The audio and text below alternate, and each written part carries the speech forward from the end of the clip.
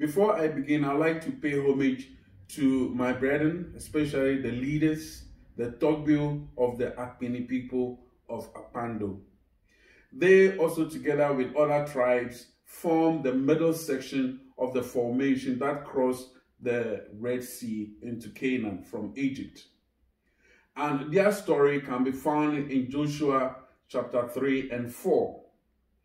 Now, referring to the Notsi narratives, theirs started from the River Jordan.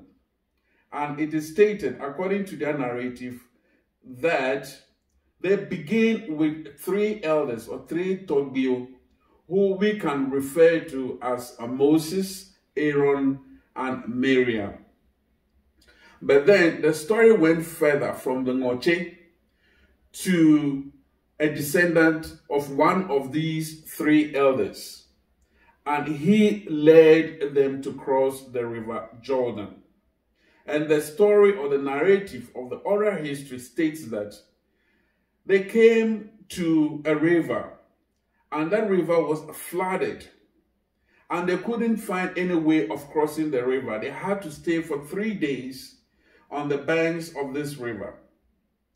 And on the third day, one of the leaders, who is known to be a spiritualist, together with a fetish priest, poured libation in prayer to the river god and asking permission for them to cross over to the other side.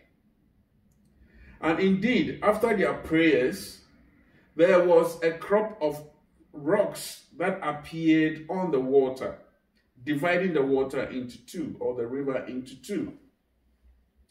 And they were able to cross over to the other side. And it is stated that the gods asked them, or the leader, to choose members of the clans or the tribes to take the rock from the riverbed to keep as a memorial of how they were able to cross the river. And this rock is still up with them today. Today, this rock, which is called Chikpa, signifies the throne of these tribes. And in every tribe, they have it in their palace, which is being stored or kept by the kings or by the leaders respectively. And this crossing of the river, called Danyi Bakaka, has become a 3-year festival that these people observe to remember their ancestors crossing the river miraculously. So, as I said earlier, we can find this story in the book of Joshua, chapter 3 and chapter 4. And these people, whom we call the Akpini people, are now settled in a place called Pando. In actual fact, some of the Anglos call them ERVERH people. ERVERH meaning that they were the middle, they formed the middle part of the formation that crossed the Red Sea in the Exodus stories. And they are known as the Ephraim people in the Bible. So there you have it.